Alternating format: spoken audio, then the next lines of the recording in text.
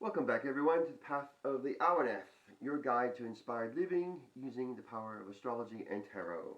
I am your big bad wolf astrologer, Blythe Mardrug, here to guide you into your weekly forecast. This week, it's all about opposites, opposites, opposites. We've got Uranus opposite Mercury. We've got the Sun opposite Mars. We have Venus coming up into opposite aspect to Neptune. And not only that, we've got the Sun and Mars also squaring up to Jupiter, Saturn, and Pluto, creating a T-square.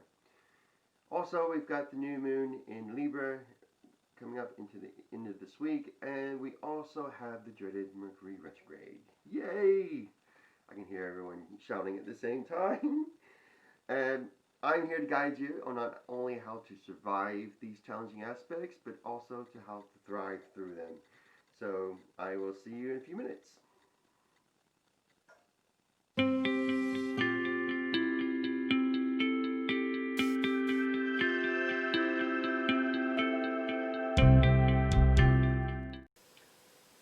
Welcome, Pisces, to your weekly forecast for the week commencing 12th of October 2020.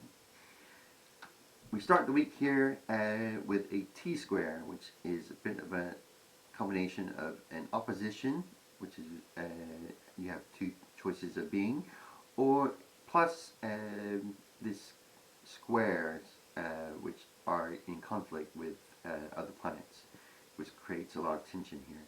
This T-square is between the Sun in Libra in your 8th house of shared resources and finances, and money issues, or not money issues, but like loans, debts, and banks, things like that. And the Mars here in your 2nd house of personal finances, personal values, and resources with in the sign of Aries. Both of these are having to do basically, I think, with your personal finances. You've got this great, big, huge energy. You're wanting it your way. You're very domineering in this aspect. This personal finances, you got this real energy of activity in this area. So it looks like you're a real go-getter when it comes to making money or increasing your personal resources, however you want to see that. Money isn't all the resources that we have or that we find value in. And so you got this great big huge energy, and it's fitting into this Sun energy as well, which is in Libra. And this is a house of joint finances with Libra, which is about cooperation with others and in relationship with others. So there's this conflict between what you as an individual plus what you as in cooperation with others have, and you're tending to try to dominate the situation. And I think to bring some more balance into this, you need to listen to what others are saying about the situation, especially with the joint finances that you have, and hearing other people's opinions and taking that into account, while also making sure that you're staying true to yourself. Now this Sun and Mars aspect is coming into square in your friendship house with and your goals and your dreams, which is Jupiter, Pluto, and Saturn in earthly Capricorn. So if this money is anything to do with anything that you've been dreaming about, or you've got some goals for it, or some ideals what to do with it that you've been dreaming, you got earthly Capricorn who's really very practical, and your dreams are very likely to succeed. But there's this conflict in this trio right here where you got like Saturn here. Saturn is Father Time, so there could be some kind of time element in how fast you need it, or how quickly you can get it. There's also restriction in this with the Mars and Sun energies. It's telling you that you've got to play by some rules, which Mars and Sun are, well, especially Mars, but the Sun don't like. Also, you got Pluto here, who's the transformer. He's trying to use that energy to transform your dreams into reality, maybe, and he's trying to suck some of that energy between the Mars and Sun, and trying to use that to transform these goals that you've got. Um, and you got Jupiter here, who's very exuberant anyway. He's a very energetic planet, usually very good, but with this conflict here, you've got him squaring with the Sun and Mars, and he's using that energy that they have, and you're tending to overdo something. So I'm more or less inclined to say that this is something to do with a goal, or some kind of dream that you've had that you're trying to make into a reality. And this energy, you're trying to overdo it, or you're overdoing it. And so you need to look out and take some pressure off. And now, with that said, that how to take the pressure off, this T-square has a release valve in the fifth house of your creativity and your hobbies, and how do you things you like to do to relax and have fun, and also your personal love affairs. And here we have the very sensitive and very caring Cancer. So we got this homely, creative aspect that we need to incorporate in order to be able to release some of this tension that's been caused with this ideal that you're having to do. Maybe your ideal has something to do with being the creative side that you just haven't seen yet, or this is your blind side. So you're not seeing this because you're focusing solely on this, getting this dream into reality, when you could be over here in a nice safe place, nice safe place. Sorry, I've been doing this for quite a while, and you need this safe place to energize your creativity, in order to make sure that these goals can be attainable, you can transform them into a reality. So you need this being able to sit back, get out, get into the safe place, being able to relax and be yourself and get that creative urges flowing again, which will help you with the situation. Also, in the same time, we've got Uranus here in your third house of communication, opposite the Mercury in your ninth house of higher ideals, such as philosophy, religion, somewhat related to spirituality, the establishment. So you've got this tension in between here. So you've got Uranus, who's the innovator. He's very creative, but he's also unconventional. So the unconventional means of communicating or dealing with people around you, like your neighbors or your local community, and communicating this. There's this conflict of being able to communicate your higher ideals, probably within the community, because you're using an unconventional means of way of doing it, and it's not coming across very well. So I think you just need to marry up those two aspects where you can communicate effectively your higher ideals, using that bringing that higher energy into your into the practical bit of Taurus, where you're trying to get your communication across. This tension causing here, you've got this release here. You got the trine and sextile to Venus in your seventh house of relationships and partnerships. So you got your close friendships, your personal relationships, your business relationships. In practical Virgo likes to be a perfectionist. It likes the details, it likes to do the little small things. And you've got maybe this person in your life that can help you out with these, being able to communicate with everybody, and being able to communicate your idea, your higher ideals that maybe this Uranus energy is trying to communicate. So you got that, and then if we move along, you'll see that we have Mercury. Where's Mercury? One more. Ha! Mercury going into stationary retrograde. Yay! So there's this. Yes, Mercury's going into retrograde for 3 weeks, starting on the 13th. Stationary retrograde, which means it looks like it's standing still at the moment before it starts to reverse. And all communication, obviously everybody knows about Mercury retrograde. It's like the Friday 13th astrology. It's where every bad thing happens is blamed on Mercury retrograde, and it's not.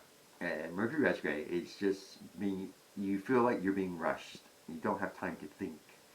Uh, when you don't have time to think, you make mistakes. You don't. You tend to rush through things, and it's just about trying to slow down. Because Mercury is obviously the god of speed. He's the god of communication, and messenger is the messenger god, and he just like used to fly back and forth everywhere. So it's about trying to slow down Mercury, who's trying to trying to get back to where he was. Um, so yes, it's about taking your time in order to communicate your ideas. Which, if you take your time, you'll be fine. This has a release. Like I said, the moon comes in. That's acting a release to this opposite now. So you're going into intuition. You're bringing in your intuition, your emotional values into this. Your inner being, your inner self, especially not in a relationship, and that in this Neptune retrograde, which is in your first house, is also trining up to this Mercury. So there's this communication with yourself, expressing your mystical and your dreams. Dreams again, yay! And so you got this dream of your higher ideal, which is feeding into your innovative way of trying to communicate with other people, or innovative news maybe is a better way of saying that. It could also be like maybe computer, maybe you're a blogger or something like that, and you've got Uranus who likes, obviously likes technology, the innovation way. So this technology is obviously something to do with computers or some other thing that probably I don't know about. I'm pretty hyped up with them. Anyway, so let's carry on before we get into an age thing. So we got the moon coming into conjunct with Venus here. These two are all lining up to release some of this this energy in this goal, or this dream that you've got here. Again, it's something to do with a partnership of some kind, emotional, most likely. You're getting some emotional support, some intuitive thinking coming along, helping you out with that. Obviously, you got the trine to Uranus, also helping you to communicate properly with other people. Both of these are opposite now of Neptune in your first house. This is you. This is how you express yourself. This is Pisces. And Neptune rules Pisces, so this energy is very amplified at the moment. And this is you're expressing your mystical side. Your inner dreams are coming out. You're being able to express those ideas that you've always got in the back of your head, and your dreams and your ideals, and you're being able to self-express that.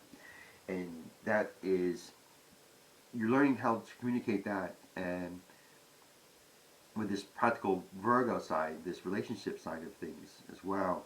So this is you, and this is other people you're closer to, and they might not ever have seen this other side before, or very rarely.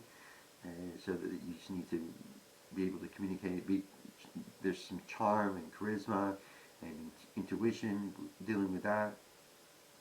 So in order to ease that up, everything feeds into each other at the moment. So you've got this trine, which you're taking the energy from the T-square, but that T-square is also taking that energy from that opposition between your individuality and the way you relate to other people. Just be your charming self. Everything will be fine. You've got that intuition of how to deal with other people. You've got that loving affair, loving relationship that you've got. That's going to help you out. And yes. And then if we move down into Friday, we've got the new moon in Libra. Oh, back up. So you got the new moon in Libra, which is adding itself into this T-square. So you got this inner and outer personality of yours, or this inner and outer being, dealing with this financial situation. Yes, in the financial situation, this joint finances and how you relate to other people. Just be aware that you just need to, that the energy may be amplified with the moon. There may be an emotional element, so you just need to be able to make sure that you aren't dominating totally dominating the issue that we've got here. You still got Venus here in your house of relationships. That's easing this off. So basically, this person right here in your relationship corner is helping you out tremendously. So whoever that is, you need to buy them flowers or tickets to a game or something. I don't know. Anyway, so at the end of the week, we've got the moon conjuncting with Mercury, adding to this opposition to Uranus in your communication house. So you've got the spiritual ideals here, maybe not being able to communicate them very properly at the moment. Just like I said, you just need to slow it down, write things out that you want to say, and make sure that you can read it and understand it. And if you can, then you can say it. But you got this intuitive side as well coming through. Your intuition is playing a big part now. You'll be able to get this emotional and psychic side of yourself, this subconscious area that you've been thinking about, your higher ideals, and being able to express that as well. And this is obviously trining up to Neptune in your personality house, which means your self-expression. So you're being able to express those higher ideals in a better way. And like I said, everything else, it's all connected. This goal, dream, it's connected to your second house. Your second house is connected to your eighth house of joint finances.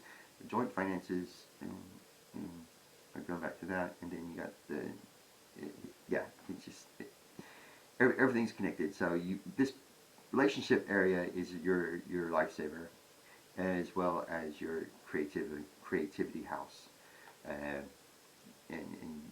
just getting that time to be creative, that takes that energy off.